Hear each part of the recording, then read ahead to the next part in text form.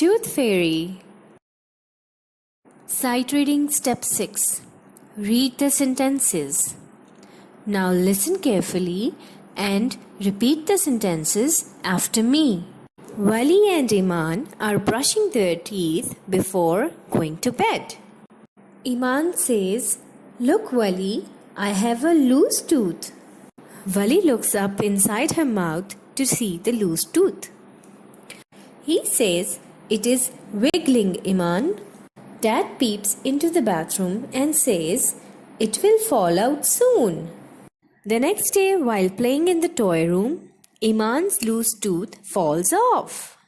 She shows her tooth to Wali. Then she wraps it in a handkerchief and keeps it in her pocket. Wali tells her to keep the tooth under her pillow at night. Mom smiles. Iman wakes up in the morning and screams with joy. "Look, Wali, there is a gift under my pillow.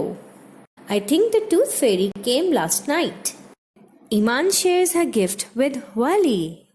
Mom and Dad looked at each other with a big smile.